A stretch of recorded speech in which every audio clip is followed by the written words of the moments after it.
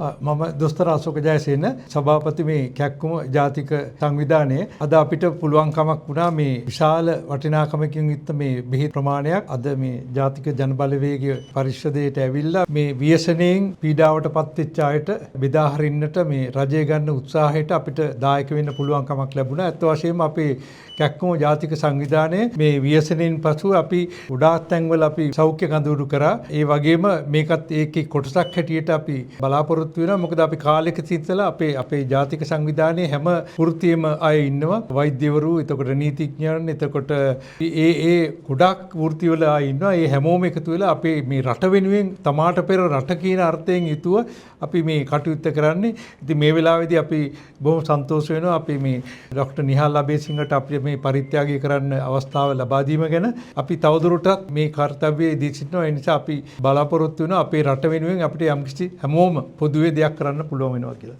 உங்களால் முடிந்தால் எனது மகனை எனக்கு திருப்பி தாருங்கள். அம்மாக்கள் அழாத நாட்டிற்காக அகன்று செல். முழு நாடுமே ஒன்றாக தேசிய செயற்பாடு.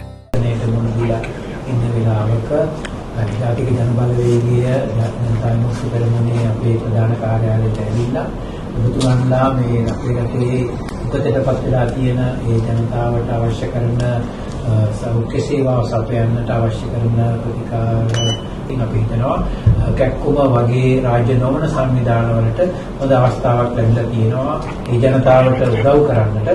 ඉතින් අපි අද දින ඔබතුමන්ලා අපි වෙත මේ ප්‍රදානය කරපු ඖෂධ තොග ඉදිරියේදී අපි මේ විශේෂයෙන්ම ආපදාවට පත් වෙලා තියෙන දිස්ත්‍රික්ක නුවරඑළිය, මහනුවර, මාතලේ, බදුල්ල, කෑගල්ල වගේ දිස්ත්‍රික්කවල, ඒ වගේම මන්නාරම, කිලිනොච්චි වගේ දිස්ත්‍රික්කවල මේ අවතන් වෙලා මේ වෙනකොට අවතන් වෙලා ඉන්න කඳුරු වල ඉන්න ඒ වගේම විපදටපත් වෙච්ච ජනතාවට අවශ්‍ය කරන වෛද්‍ය ප්‍රතිකාර ඉදිරියේදී සපයා දෙන්නත් රෝහල් සේවාවන් හරියාකාරව පවත්වා ගන්නටත් අපි මේ ප්‍රයෝජනයට ගන්නවා. ඉතින් අපි සංවිධානයක් හැටියට ජාතික ජනබලවේගය ජනතා විමුක්ති පෙරමුණ මේ ප්‍රධාන කාර්යාලය ඉතින් අපි මේ ඔබ කළ මේ සත්කාරයට අපේ ස්තුතිය පිරිනමනවා.